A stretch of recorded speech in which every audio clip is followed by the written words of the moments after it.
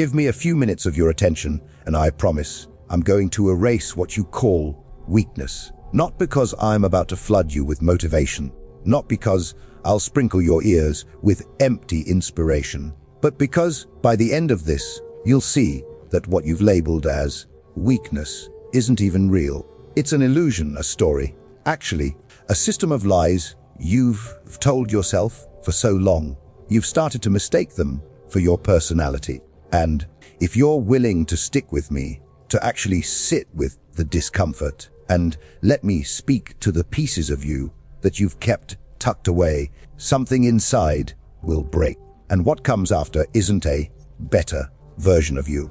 No, it's the version that's always been there, just buried under the layers of weakness, waiting for you to finally stop protecting it. Let's get something straight. Nietzsche wasn't a comfort coach. He didn't write to soothe the fragile or coddle the eternally anxious. His words weren't for the people looking for a warm hug or a pep talk. He wrote for people who were ready to face the harshness of life head on without flinching, for those who were sick of lying to themselves, for those who finally realized nothing is coming to save you, and it's time to stop waiting. If you're at that place, if you're sick of living in fear, of being passive, of apologizing for who you are, of letting your emotions run wild until you're invisible, then this isn't the start of your transformation. This is your return, because strength, it's never been outside you. It was just buried, hidden under self-doubt,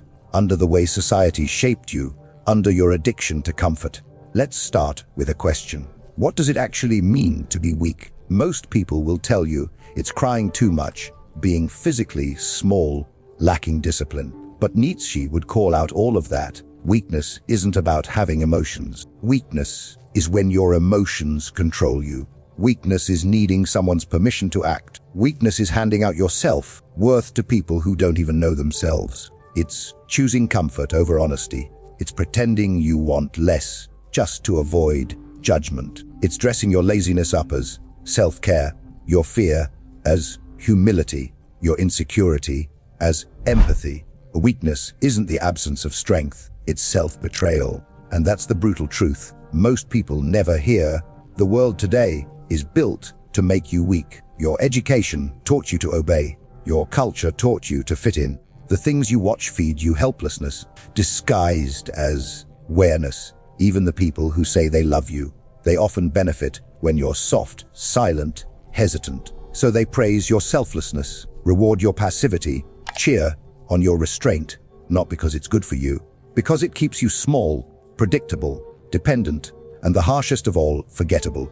Nietzsche saw all of this. He saw how society shapes us into tame, domesticated versions of ourselves. That's why, he said, the individual has always had to struggle to keep from being overwhelmed by the tribe. And he didn't mean a physical struggle. He meant a psychological one, the fight to stay true to your real instincts when the world tries to neuter them, the fight to remain dangerous, not violent, not reckless, but dangerous in a world that wants you to be polite, polished, and obedient. So, the first step in erasing your weakness is realizing you've been trained to see weakness as goodness. You've been taught that saying no is rude, that setting boundaries is selfish, that choosing yourself is narcissism. Nietzsche flips all of that.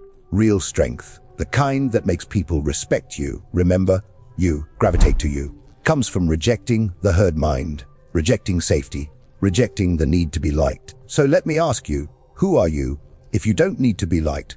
Not just hypothetically, actually. Strip away the filters, stop editing yourself. If no one needed you to be nice, young, agreeable, humble, or passive, who would you be?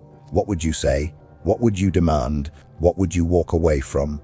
Most people can't answer that because their whole identity is a reaction. They don't have a self, they have a mask, a persona sculpted to fit in, to survive. Nietzsche hated that. He saw it as the death of the human spirit, because the moment you stop being dangerous, the moment you start filtering your truth to fit the system, you've already surrendered your power, and you already feel the cost of that, don't you?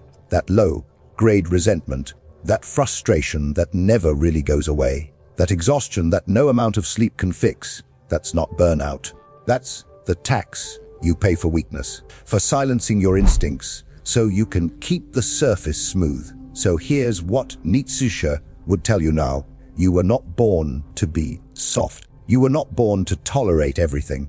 You were not born to fold every time someone raises an eyebrow. You were born to embody something sharper, something primal. Not chaos, but something unshakable. Not recklessness, but something untouchable. And the reason you feel weak is because you've denied that part of you for so long. You've started to believe it never existed, but it did, it does, and it's time to dig it out. Let's talk about your habits. Weakness lives in your routines, in the little daily rituals that quietly rot your willpower while convincing you that you're doing just fine. Nietzsche said, "He who cannot obey himself will be commanded." You wake up and the first thing you do is check your phone. Already, you've lost. Not because phones are evil, but because you didn't claim your day. You surrendered it. You scroll, you compare, you envy, and then you rationalize. You tell yourself, it's harmless, Jung.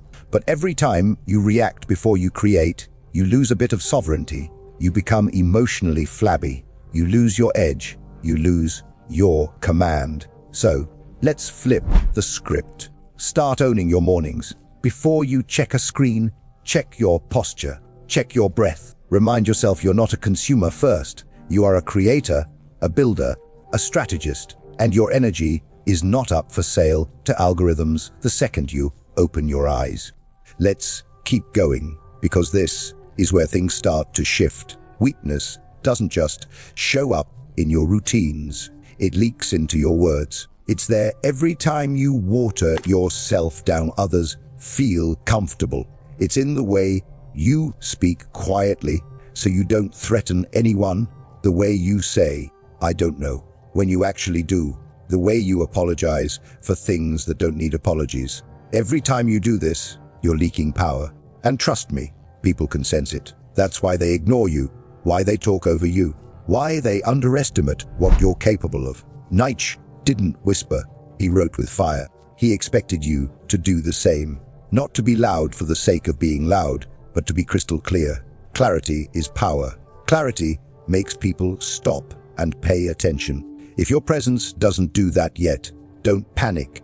It just means you have work to do. Not because you're broken, but because you've been hiding.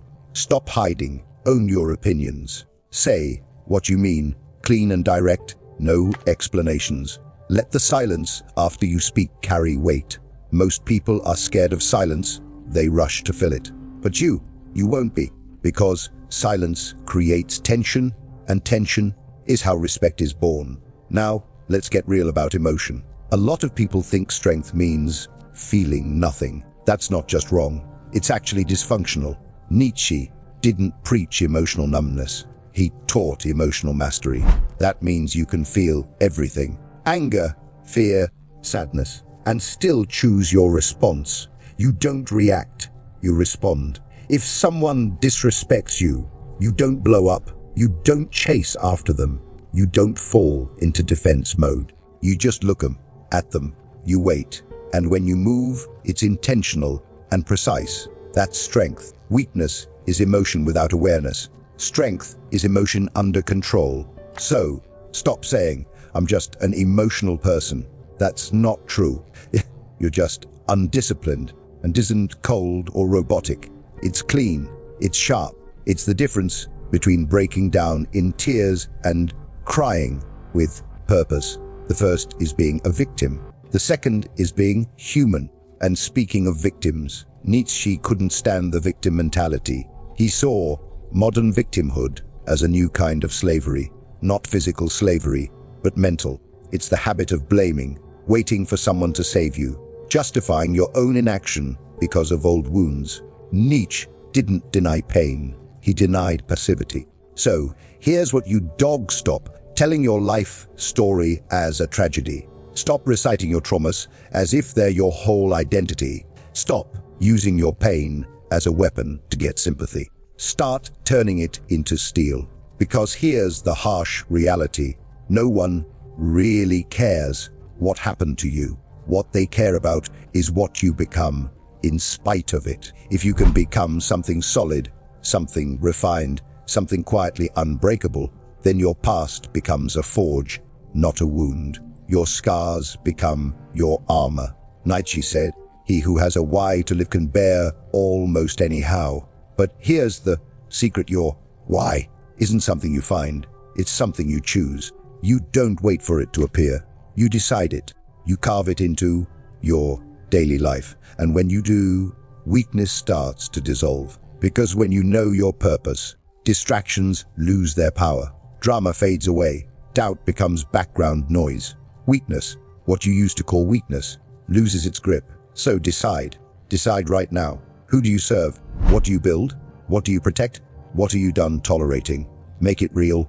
Write it down. Make it non-negotiable. Because if you don't, the world will assign you a why. And it'll be soft. It'll be weak. It'll keep you small and obedient and forgettable. But that's not your fate. Not anymore. Because by the time we're done, you'll be a different person. Scratch that. You'll be the same person you always were, just finally unleashed. Now, let's go even deeper.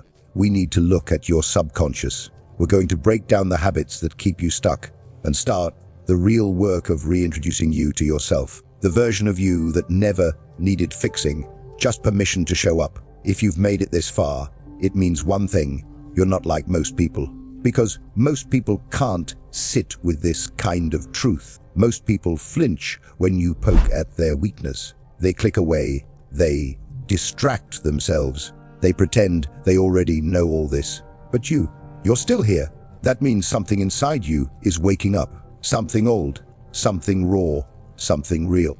Nietzsche didn't just write about power. He wrote about why people fear it. He knew that weakness isn't just physical or mental, it's existential. It's rooted in the stories we're told, the definitions we inherit, the silent agreements we make with fear before we even know what fear is. And one of the deepest roots of weakness, the fear of being alone. Let's talk about that. You've spent your whole life trying to belong. School trained you to raise your hand for permission. Friends taught you to stay inside the tribe. Family taught you to hide what's inconvenient. Relationships taught you to be agreeable, to soften your edges. Over time, you became addicted to acceptance. Not love, but the kind of passive acceptance that requires you to shrink, to silence yourself, to shapeshift just to be tolerated. Nietzsche would look you in the eye and say, you have to be willing to stand alone, utterly, completely, if you ever want to know yourself, because belonging has a price, and most people pay with their authenticity, their strength, and their individuality, but not you. Not anymore. You're going to unlearn the addiction to belonging.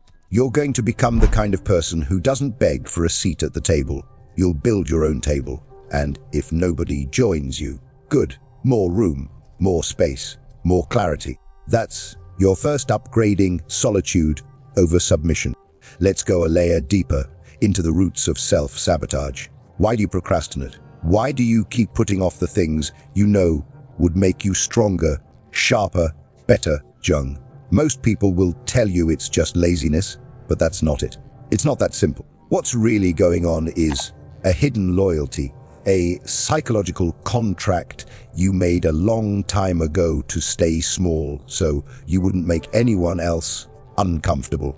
Somewhere in your past, you learned that shining too brightly made people distance themselves. You saw that power came with isolation, that honesty sometimes got you in trouble, that ambition could lead to loneliness. So you adapted. You learned to dim your light, to slow yourself down, to talk yourself out of your own momentum, just to keep things safe, to keep things familiar.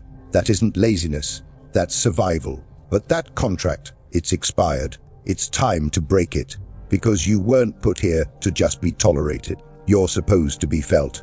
And that takes intensity. It takes decisiveness. It takes a kind of clarity that makes average people uncomfortable, and that's the point. Nietzsche said, "The snake which cannot cast its skin must die." That's what weakness really is. The refusal to evolve. Because you're afraid of you might lose if you do. But your new life can't begin until you shed that old skin. You don't have to do it gently. You don't have to do it slowly. This is the moment to rip it off. The people pleaser, Jung, the second guesser, the overthinker, the emotional translator. Gone. Let's get tactical. Start with your language. Every time you say, I don't know, when you do, you reinforce your own uncertainty. Every time you say, maybe, when you mean no, you fracture your own integrity. Every time you say, sorry, for existing, for interrupting, for needing anything at all, you're cutting away at your own backbone. From now on, speak clearly. Don't soften your words. Don't qualify your statements. Don't filter yourself so others feel safe. People will say you're rude. Let them. That's just a reflex from people who got used to you being small, but you're done with that. Now, let's address your body. Weakness hides in posture, in how you sit, how you move, how you breathe. Most people live like shoulders slumped, eyes down, breathing shallow. You can read someone's whole story by their frame, but from now on, you change your frame. Stand like someone who knows they're being watched. Carl Jung, it walk like someone who expects to be followed. Sit like someone who isn't asking for permission. Every room you walk into, you dominate. Not by force, not by volume, but by presence. And presence comes from certainty. Certainty comes from alignment. So ask yourself, what do you believe in so deeply, that you would walk away from anything that doesn't honor it? Write it down. Carry it with you. Live by it. Let that certainty bleed into everything you do. Now, let's kill off victimhood. Nietzsche hated the modern habit of glorifying suffering. He saw it as a trap. When you make your pain your personality, you become addicted to weakness. You become loyal to your struggle. You find your identity in it.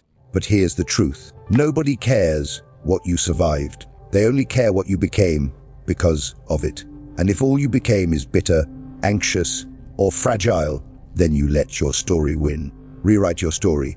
Don't say, I'm a trauma survivor. Say, I'm a builder of fire. Don't say, I was abused. Say, I became untouchable. Don't say, I have anxiety. Say, I own stillness. Words are spells. Speak power or stay silent. This is the new standard. Speak power or don't speak at all. Let's get practical with your actions. Every time you catch yourself moving like shoulders in, eyes down, breath tight, stop, reset, shoulders back, chin up, breathe deep. Move through the world like you're supposed to be here, because not arrogance. That's alignment. Let's talk about your environment. Weakness is contagious. So take a good look at who you spend time with. If you're surrounded by people who reward your passivity, who celebrate your hesitation, who want you to stay the same because it feels safe, distance yourself. You don't need to cut everyone off,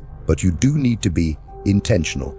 Jung, spend the bulk of your time with people who challenge you, who sharpen you, who make you a little uncomfortable because they force you to level up. And when you're alone, build rituals that reinforce your strength instead of your softness. Start your day with something difficult. Cold shower, hard workout, deep work. Not because it's trendy, but because it teaches your mind. We do hard things. We don't flinch. We don't negotiate with weakness. Now, let's revisit the idea of purpose. Nietzsche said, he who has a why to live can bear almost anyhow, but most people wait for their why to appear, like it's going to show up in a dream or get dropped in their lap by the universe. That's not how it works. Your why isn't found. It's chosen. You decide what you serve. You decide what you build. You decide what you protect. And you decide what you will no longer tolerate. Write it down. Make it non-negotiable. Put it somewhere you see every day. Because if you don't choose your why, the world will assign you one. And it will be weak and soft. And it will keep you obedient, broke, and invisible. You're past that now. If you've listened this far, you're not here for comfort. You're here for clarity. You're here to remember what you are. And since you've made it to this point, It means you're ready to go even deeper. We're not just talking about surface level changes. We're talking about confronting your subconscious, dismantling the habits that enslave you, and starting the final process of reintroducing you to yourself. Not a new version, the original version, the one that never needed to be fixed, only unleashed. If you're still watching, really taking this in, that means you already stand apart from the crowd. Most people can't handle having their weakness exposed. Most people flinch, get defensive, click away, or chase some new distraction to avoid that uncomfortable mirror.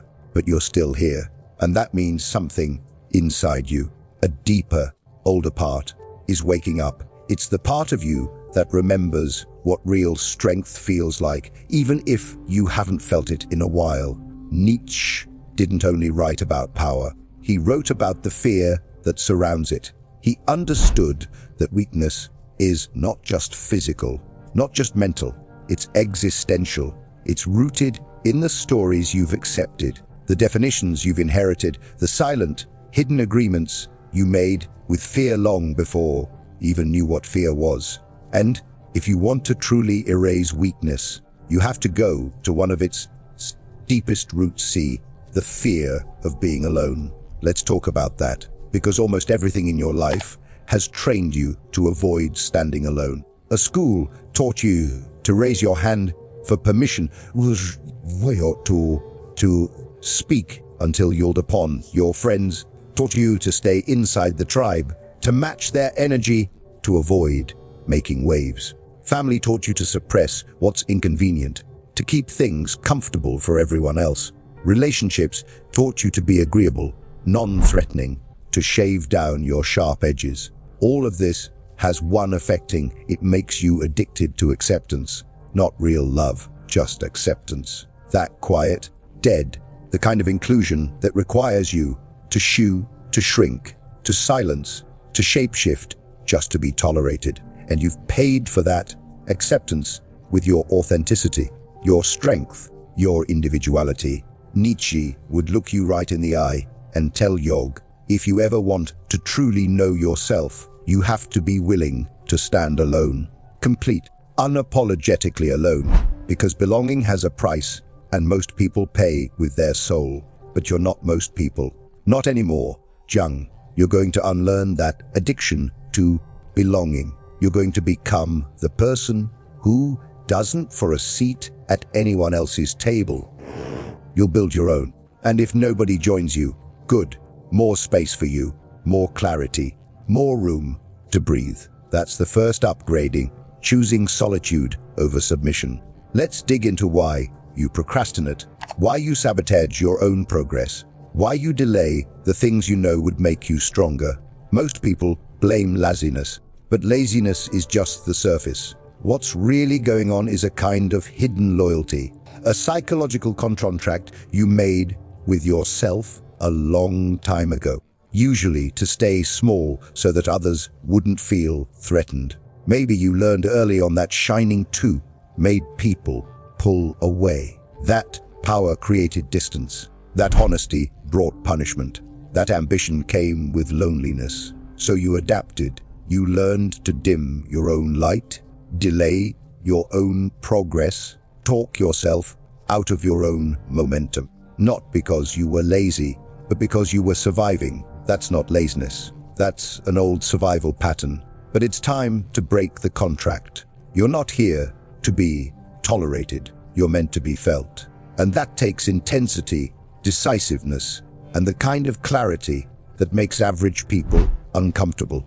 Nietzsche said, "The snake which cannot cast its skin must die." That's what real weakness is, a refusal to evolve because you're afraid of who you might lose if you do. But evolution is mandatory. Your new life doesn't start until you shed your old skin.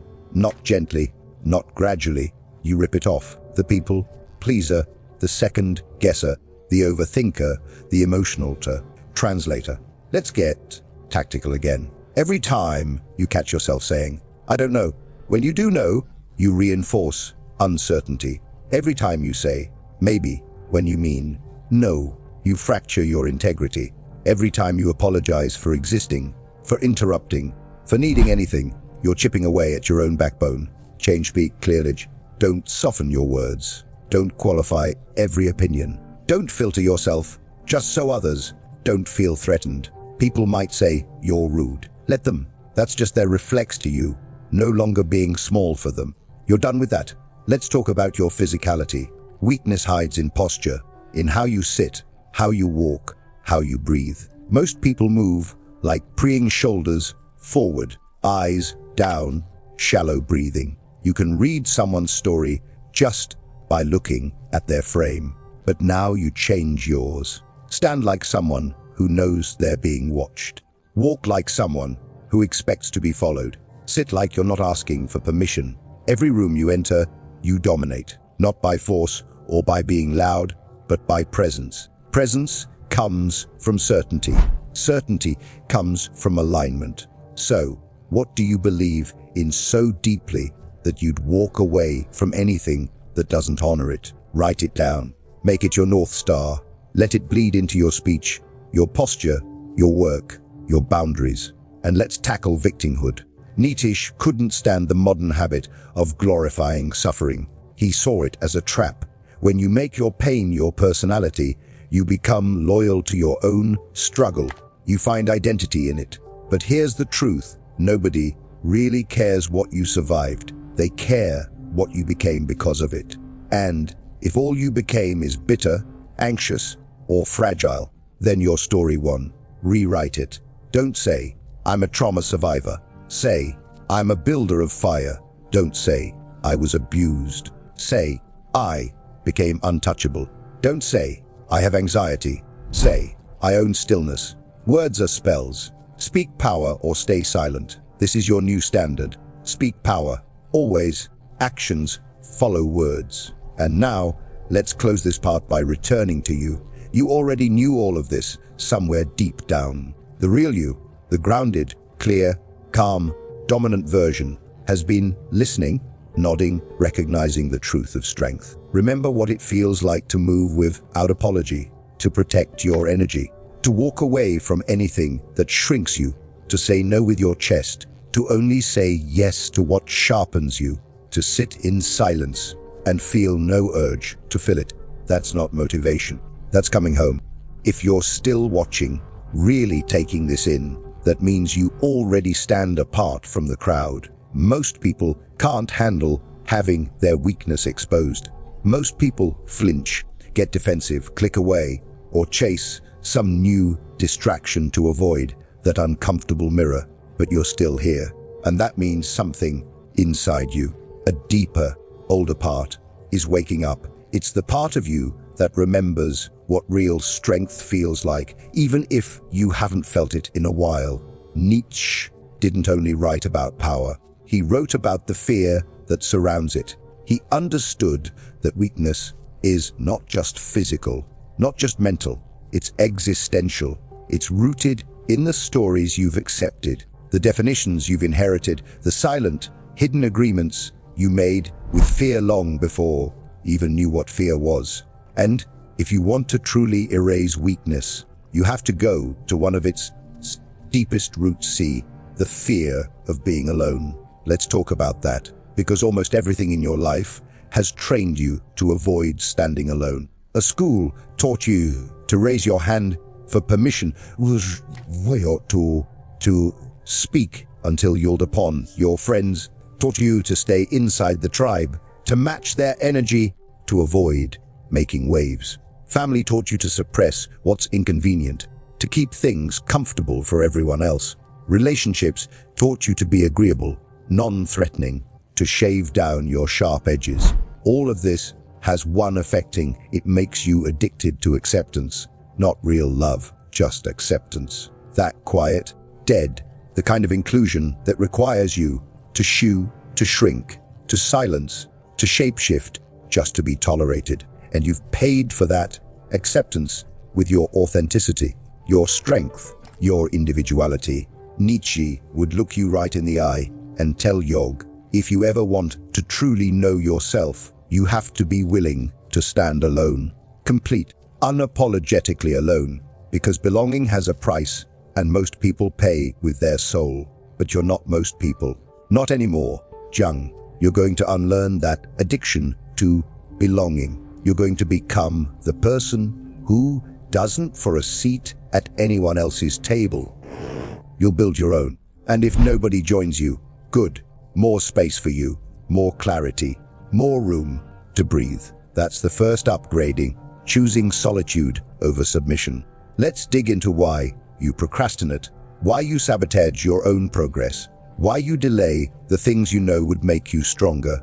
Most people blame laziness, but laziness is just the surface. What's really going on is a kind of hidden loyalty, a psychological contract you made with yourself a long time ago, usually to stay small so that others wouldn't feel threatened. Maybe you learned early on that shining too made people pull away. That power created distance. That honesty brought punishment.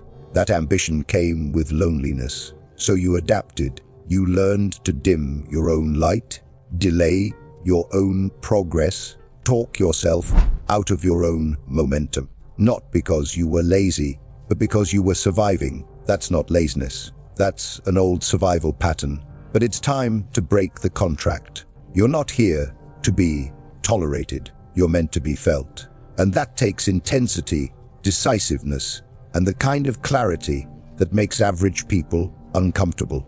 Nietzsche said, "The snake which cannot cast its skin must die." That's what real weakness is, a refusal to evolve because you're afraid of who you might lose if you do. But evolution is mandatory. Your new life doesn't start until you shed your old skin. Not gently, not gradually. You rip it off. The people pleaser, the second guesser, the overthinker, the emotional translator.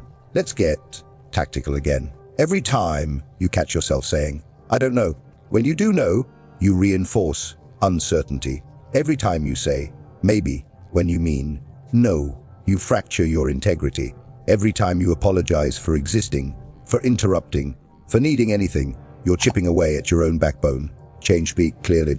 Don't soften your words. Don't qualify every opinion. Don't filter yourself just so others don't feel threatened. People might say you're rude. Let them. That's just their reflex to you, no longer being small for them. You're done with that. Let's talk about your physicality. Weakness hides in posture, in how you sit, how you walk, how you breathe. Most people move like preying, shoulders forward, eyes down, shallow breathing. You can read someone's story just by looking at their frame. But now you change yours. Stand like someone who knows they're being watched. Walk like someone who expects to be followed. Sit like you're not asking for permission. Every room you enter, you dominate, not by force or by being loud, but by presence. Presence comes from certainty. Certainty comes from alignment. So, what do you believe in so deeply that you'd walk away from anything that doesn't honor it? Write it down. Make it your North Star. Let it bleed into your speech, your posture, your work, your boundaries. And let's tackle victimhood. Nietzsche couldn't stand the modern habit of glorifying suffering. He saw it as a trap. When you make your pain your personality, you become loyal to your own struggle. You find identity in it. But here's the truth. Nobody really cares what you survived. They care what you became because of it. And if all you became is bitter, anxious, or fragile, then your story won. Rewrite it. Don't say, "I'm a trauma survivor." Say, "I'm a builder of fire." Don't say, "I was abused." Say, "I became untouchable." Don't say, "I have anxiety." Say, "I own stillness." Words are spells. Speak power or stay silent. This is your new standard. Speak power. Always. Actions follow words. And now, let's close this part by returning to you. You already knew all of this somewhere deep down. The real you, the grounded, clear, calm, dominant version, has been listening, nodding, recognizing the truth of strength. Remember what it feels like to move without apology, to protect your energy, to walk away from anything that shrinks you, to say no with your chest, to only say yes to what sharpens you, to sit in silence and feel no urge to fill it. That's not motivation. That's coming home. But here's the deal after this. You can't unsee what you've just seen. You can't go back to the old version of you, the one who made excuses, who delayed, who kept breaking promises to himself, because now you know better. And when you know better, you have two choices. You either evolve or you lie to yourself. So ask yourself, who do you want to become? Not the loudest, not the richest, not the most praised, the most real, the one who can look in the mirror and see no hesitation, only presence. This isn't just some motivational moment. This is your new standard. Protect it like your life depends on it, because it does. Let's talk about what happens next, because this is where most people start to fall off. Everybody loves the idea of change when it's just talk, but when it comes time to actually act, to put these ideas into practice, to feel the discomfort of growth, most people run. They slip back into old habits, old routines, old stories. But you're not most people, and you already proved that by making it this far. Here's how you make this real. First, start with your mornings. Before you let the world in, claim your space. No scrolling, no reacting. Check your posture. Breathe deeply. Remember that you are not a consumer first, you're a creator. Your first moments of the day set the tone for everything that follows. Don't let algorithms own your attention before you've even owned yourself. Second, watch your words. Every single one. Speak with weight. Speak with intention. Don't apologize for your existence. Don't soften your boundaries just because someone else is uncomfortable. If you feel the urge to explain, pause. Let your words land and let the silence do the work. Most people fill silence with nervous chatter. You don't need to. Let your presence speak. Third, audit your environment. Take a hard look at who you spend your time with. Are they sharpening you? Or are they softening you? Do they reward your growth? Or do they cling to the version of you that's easy for them?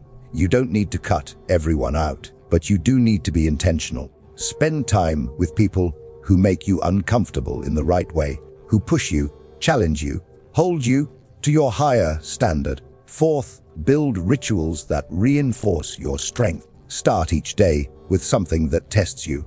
It could be anything: a cold shower, a tough workout, an hour of deep, focused work. Do something that makes you uncomfortable on purpose. Not because it's trendy, but because it's a daily reminder that you can do hard things, that you don't shrink from discomfort, that you don't negotiate with weakness. Fifth, choose your why. Don't wait for it to magically appear. You decide what you serve, what you build, what you protect, and what you refuse to tolerate. Make your purpose concrete. Write it down. Make it visible. Remind yourself every day. If you don't choose, the world will choose for you, and their choice will always be something that keeps you small and manageable. Sixth, when old habits return, and they will, don't panic. You're not failing. You're just being tested. Every time you catch yourself slipping into old routines, forgive yourself instantly and reset. Remember, this isn't a one-time event. It's a daily practice. Every day, you get another chance to live by your new standard. Every day you sharpen that edge a little more. Now, let's talk about the emotional side of this. Strength isn't about being numb. It's not about shutting down your feelings. It's about emotional command. Feel everything. Let the anger, the fear, the sadness move through you. But always choose your response. You don't react, you respond. If someone disrespects you, don't explode, don't shrink, don't defend. Just be still, observe. And when you act, let it be precise, let it be intentional. Weakness is emotion without direction. Strength is using emotion as fuel. And discipline isn't about being cold. It's about being clean. Chung, sharp and intentional. It's the difference between being overwhelmed by a breakdown and crying with purpose. The first makes you a victim. The second makes you powerful. Jung. And when it comes to your story, don't let your pain become your identity. Nietzsche despised the trend of glorifying suffering, of turning trauma into your whole personality. That's not growth. That's another form of weakness. Yes, your scars are real. but their purpose is to make you stronger, not to give you an excuse to stay small.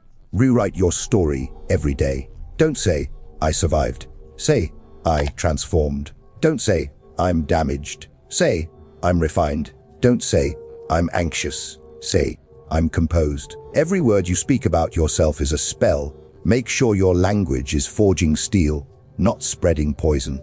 This is your new Cody. Speak power. Move with presence. Choose discomfort. Build your why. Audit your tribe. Practice emotional command. Rewrite your story. And above all, remember you already knew all of this. The grounded, clear, calm, dangerous version of you is not new. It's just been waiting for you to stop hiding. That's not hype. That's home. That's you, finally coming back to yourself. Now, there's one more thing left you have to choose. You have to decide, right now, if you're going to evolve or if you're going to go back to sleep. Because now you know the difference. Now you've seen the truth. And from here on out, the only thing left is action. So, what does action look like after all this? How do you actually live out these ideas day after day when the world keeps pushing you back toward weakness, toward comfort, toward the old you? Let's get even more practical. Start with the boundaries. Most people think boundaries are about pushing others away, but really, boundaries are about protecting your energy, your focus, your growth. Every time you say yes when you mean no, you're teaching yourself that your needs don't matter. Every time you let someone cross the line and you don't speak up, you reinforce the idea that your comfort is less important than someone else's approval. From now on, boundaries are non-negotiable. They're not rude. They're not mean. They're not selfish. They're essential. Think of them as the walls that protect a castle, not to keep everyone out, but to make sure that what's valuable inside is never diluted by what's outside. And when you do set boundaries, you'll feel resistance. People will push back. They'll say you've changed, that you're difficult, that you're not the same. That's actually proof you're doing it right. Growth always disturbs the people who benefited from your softness. Let them be uncomfortable. That's not your problem. Your job is to get comfortable with their discomfort. Next, let's talk about the power of no. This might be the most important skill you ever develop. Most people are so afraid of disappointing others that they say yes to everything. Opportunities they don't want, relationships that drain them, commitments that steal their time and energy. Every yes to something that weakens you is a no to the version of you that could have been strong. Practice saying no cleanly. No explanation, no justification.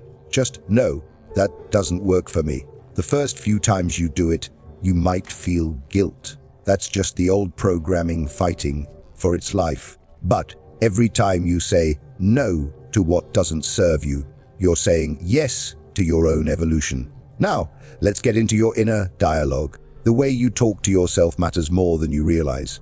If your self-talk is filled with doubt, criticism, or hesitation, you're training your mind to seek weakness. Flip the script. When you catch yourself thinking, I can't, change it to, I haven't yet, but I will.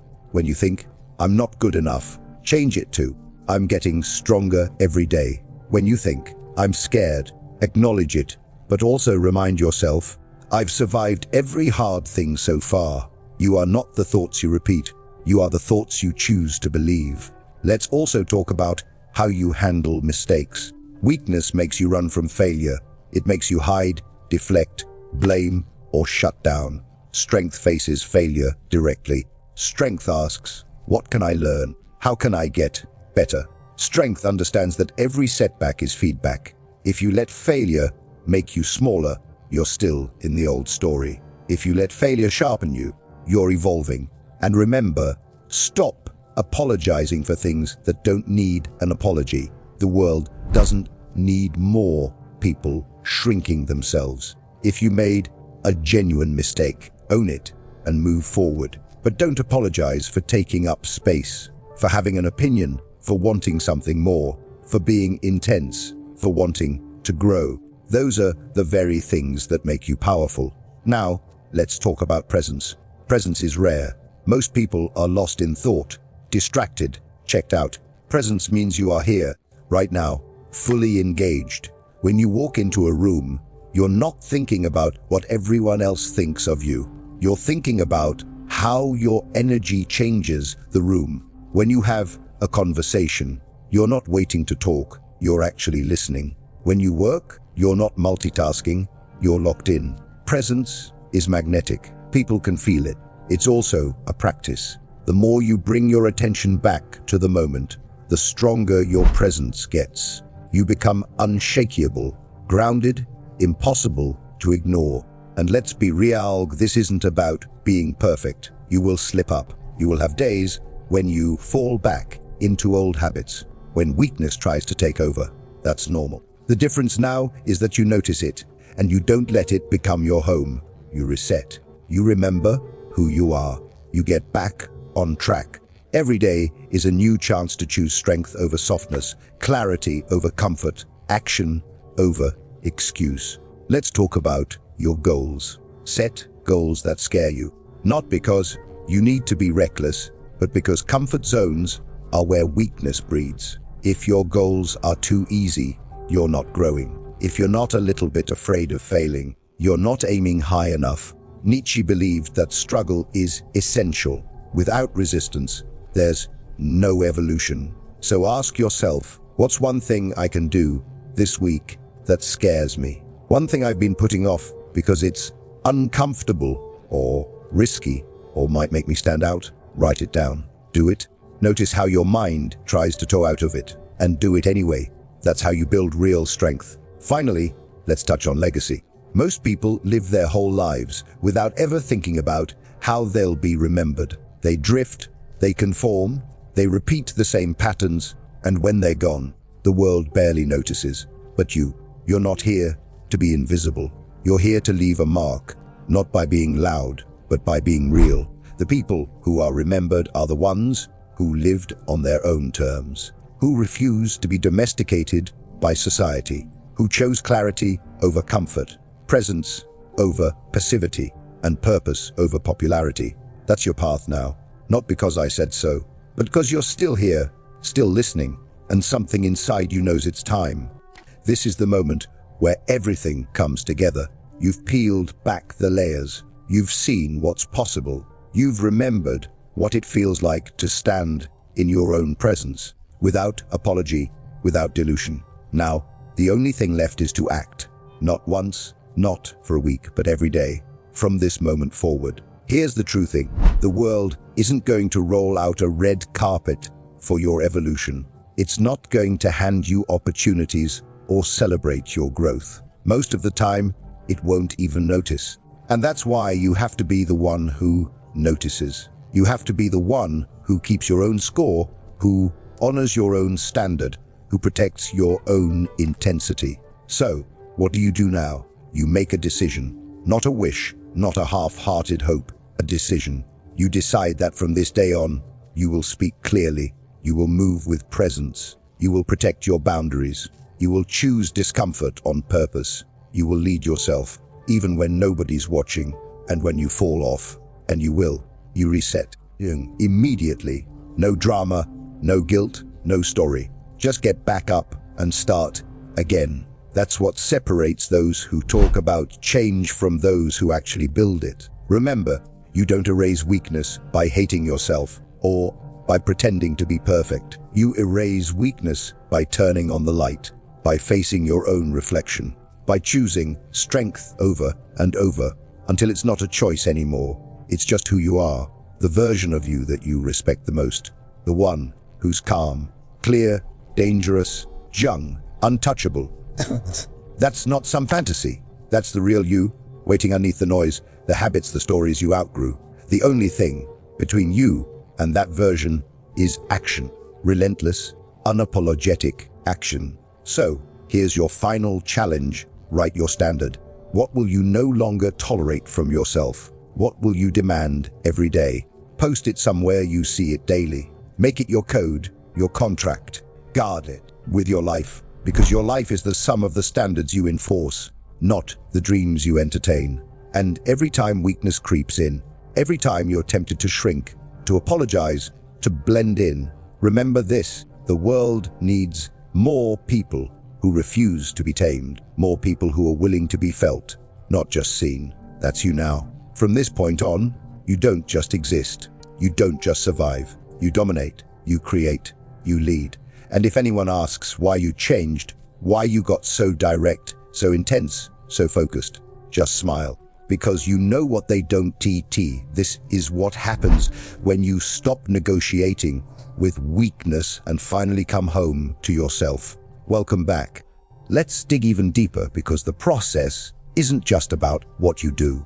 It's about what you stop doing. First, stop seeking permission. This is huge. Most people are waiting for some invisible authority to grant them approval before they really go after what they want. They wait for a sign, for encouragement, for someone to say, "It's your turn." But here's the truth: nobody is coming to give you permission. The only person who can truly give you the green light is you. Every day you wait, you reinforce the belief that you're not ready, not worthy, not enough. Stop waiting. Decide. Take action before you feel ready. The confidence comes after you move, not before. Next, stop outsourcing your validation. If you live for likes, for compliments, for applause, you'll die by criticism, by silence, by rejection. External validation is a drug. Every hit feels good for a moment, but it never lasts. And the more you chase it, the weaker you become, because you're teaching your mind that your worth is determined by other people. Replace external validation with internal validation. After you finish something hard, don't look around to see who noticed. Take a moment and feel your own pride, your own progress. Build your own scoreboard. The only person you compete with is the person you were yesterday. Now, let's talk about comparison. Comparison is the thief of joy and the killer of originality. Carl Jung. Social media has made it so easy to judge your life by someone else's highlight reel. But you're not here to live someone else's life. You're not here to measure your progress against theirs. You're here to become the greatest, most authentic version of yourself. Every time you catch yourself comparing, stop and refocus. Ask, am I growing? Am I sharper, clearer, more honest than I was last month? That's the only metric that counts. Let's address the addiction to comfort. Weakness grows in comfort. The modern world is built to keep you numb. Endless entertainment, fast food, dopamine hits everywhere you look. But comfort is a trap. The more you seek it, the weaker you become. Comfort is nice in small doses, but if it becomes your lifestyle, you lose your edge. So make discomfort your ally. Do things that are hard on purpose. Train your mind to handle tension, to lean into challenge. The more you do this, the more you realize that pain isn't the enemy. Stagnation is. Let's talk about dealing with criticism. If you're going to step into your power, criticism is guaranteed. The people around you, family, friends, co-workers, some of them will feel threatened by your growth. Some will criticize you, laugh at you, try to pull you back down. Expect it. It's a sign you're moving in the right direction. Don't let criticism stop you. Listen for truth. Sometimes your critics have a point. Learn from it if it's useful, but never let it shrink you. Most criticism is just projection. People throwing their own fears at you because your courage reminds them of everything they're not willing to face. You owe it to yourself to keep going anyway. Let's address the myth of balance. Most self-help gurus will tell you to live a balanced life. But if you look at anyone who's ever done anything extraordinary, their life wasn't balanced. It was focused. It was intense. They poured themselves into their purpose, their craft, their mission. For a season, they let other things take a back seat. That's not recklessness. That's commitment. If you want to move beyond average, you need seasons of obsession. You need periods where you go all in, where you let your focus get a little bit wild. You can pull back later, but you have to be willing to go deep, to be consumed by your purpose for a while. That's how you build something unbreakable. Now, let's talk about the fear of standing out. This fear is baked into us from childhood. Don't be too loud. Don't be too ambitious. don't make waves. But the very thing that makes you different is the thing that will make you unforgettable. Stop chasing normal. Stop trying to blend in. Own your edge. The world doesn't need another clone. It needs the one version of you that nobody else can replicate. So when you feel the urge to shrink, to fit in, to play small, pause. Remember that every person you admire, every legend you look up to, was once ridiculed for being different. Their refusal to conform is exactly why we remember their names. And let's touch on solitude again. Solitude isn't loneliness. Solitude is the space where you meet yourself without noise, without distraction, without masks. It's where you process, where you heal, where you sharpen your vision. Most people run from solitude because it's uncomfortable to face themselves without the noise of others. But you're going to lean in. You're going to use solitude as a forge. You're going to come out of it clearer, stronger, and more certain of who you are. Jung, finish this part by reminding yourself everything you want, strength, clarity, respect, presence, impact, lives on the other side of discomfort. Weakness will always try to lure you back to what's easy, what's safe, what's familiar. But you're not here to be domesticated. You're here to be felt. So keep moving forward. Every day you choose discomfort over comfort, you get sharper. Every day you choose solitude over mindless acceptance, you get clearer.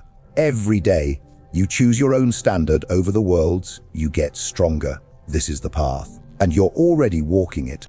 Now, let's get into the mindset you need to sustain this path, because there will be days when you feel like quitting. There will be setbacks, moments when the old stories start creeping back in, when the world pushes you to revert to old habits. That's normal. But the difference from now on is, you know what's happening. Jung, you can see it, and you can choose differently. First, expect resistance. The moment you commit to evolving, everything in your life will test your commitment. Your old habits, your environment, sometimes even the people closest to you, they'll all push back. Not because they're evil, but because your growth makes them confront their own comfort zones. Prepare for it. Welcome it. Resistance is the universe checking if you're serious. Second, remember that progress is not linear. Some days you'll feel unstoppable. Other days, you'll feel like you're dragging yourself through mud. Both are normal. The key is consistency, not perfection. Show up on the hard days. That's when you're really building power. Third, get comfortable with being misunderstood. As you claim your space and start living by your own standard, people will misunderstand you. They might accuse you of being arrogant, selfish, or cold. Let them. Their opinions don't define you. You're not here to be understood by everyone. You're here to be true to yourself. Fourth, celebrate your growth. Jung, most people don't realize how far they've come because they never pause to appreciate their own evolution. Take time every week to look back. What did you do this week that you wouldn't have done 6 months ago? Where did you choose strength over softness, honesty over people pleasing, action over hesitation? Write it down. Own your progress. This builds momentum. Fifth, keep your standards visible. It's easy to slip when you're tired, stressed, or alone. So make your commitments visible. Put them somewhere you see them every day. On your phone wallpaper, your bathroom mirror, your desk. Let them serve as a daily reminder of who you are and what you refuse to tolerate. Sixth, protect your energy. This is non-negotiable. You can't pour into your purpose, your growth, your vision if you're letting people drain you. Learn to say no to energy vampires, to pointless drama, to activities that numb you instead of sharpening you. Create systems that make it easy to protect your energy. Turn off notifications, set time limits, guard your mornings, and give yourself permission to leave any situation that weakens you. Seventh, invest in your mind. Read, learn, expose yourself to ideas that challenge you and force you to grow. Nietzsche believed that constant growth was essential. Never let your mind get soft. Seek out new perspectives. but don't let them override your core values. Let learning make you sharper, not more confused. Eighth, keep your body sharp. Your mind and body are connected. When your body is strong, your mind is stronger. Move every day. Challenge yourself physically. Eat like you respect yourself. Rest like you need to perform at your peak. Discipline in your body carries over into every other part of your life. Ninth, practice self-respect in the small things. Show up on time. Keep your word. Clean up after yourself. Do the hard thing even when nobody's watching. Every small act of discipline adds up, layering confidence and reliability into your identity. And 10th, never forget why you're on this path. You're not here to be average. You're not here to be invisible. You're not here to shrink, to apologize for your existence, or to live someone else's story. You're here to be felt, to have presence, to leave a mark, not by being loud or flashy, but by being real, grounded, and impossible to ignore. Let's talk about setbacks for a moment. Everyone faces them. The difference is how you respond. Weakness blames, makes excuses, gets stuck in the story. Strength takes ownership, learns, and pivots. If you get knocked down, get up. If you mess up, own it, fix it, move forward. Don't let one bad day turn into a bad week, or a bad month, or a bad year. Reset as many times as you need to. Now, realize that you're always evolving. Even when you think you're stuck, as long as you're aware, you're moving. The old version of you, the one who was passive, who hid, who waited for permission, is already dissolving. Every day you make a new choice. You're building the next version of yourself. And that process, it never ends.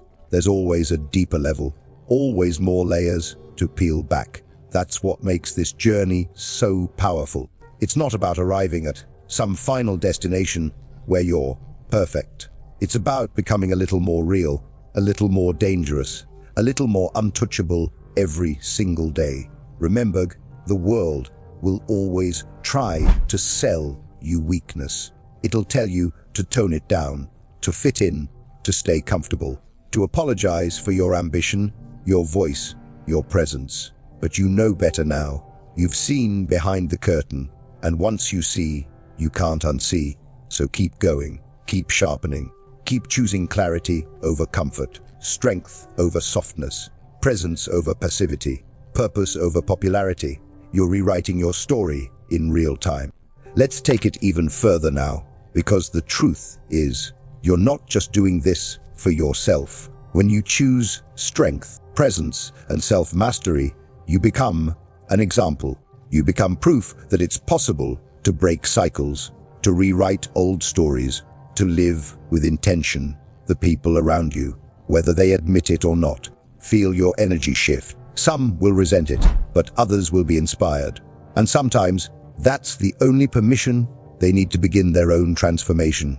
Understand this: your growth gives others permission to grow. Your courage gives others courage. Your discipline, your clarity, your refusal to stay small, it creates a ripple effect you may never fully see. But it's real. That's legacy. It's not the loud things you do in public. It's the silent standard you set in the dark when no one's watching. But don't let that become pressure.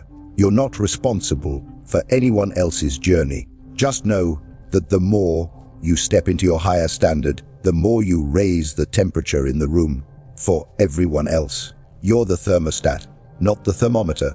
Jung, now let's talk about the next level: living with intention every moment. Most people move through life on autopilot. They do what they've always done, think what they've always thought, feel what they've always felt. But you're not most people anymore. Living with intention means questioning everything. Why do I believe this? Why am I doing this? Is this action moving me closer to my purpose or further away?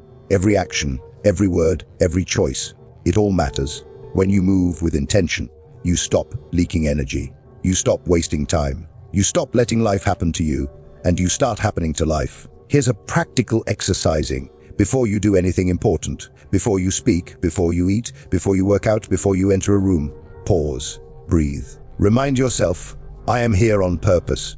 I am not drifting. I am directing. That small pause, that moment of awareness, changes everything. It brings you back to yourself. Another thing, don't underestimate the power of small, consistent actions. The world glorifies the big, dramatic transformations, but real change is built in the little things do daily. The way you hold yourself, the way you finish what you start, the way you push through when you want to quit. These small wins stack up and become your identity. And don't forget to check your environment regularly. New levels of growth will require new boundaries, new standards, sometimes new people. As you level up, some relationships will fall away, not because you're better than anyone, but because you're no longer aligned. Let them go with respect. Make space for people who challenge you, sharpen you, and celebrate your evolution. Now, here's a truth most people avoid. You will outgrow some version of yourself 100 times in your life. That's not failure.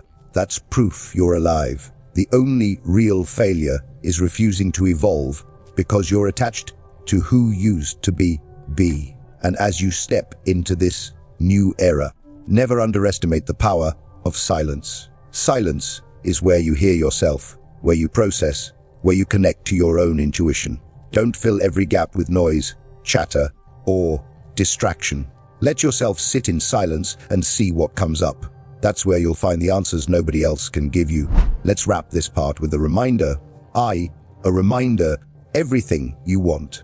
Respect, presence, love, impact requires you to stop negotiating with your own weakness. It requires you to live out your new standard every day, especially when nobody's watching. You're not here to blend in. You're not here to be accepted by the mediocre. You're here to be the rare one, the one who's felt, the one who's remembered, the one who lights a fire just by standing in the room. So keep going. You're closer than you think.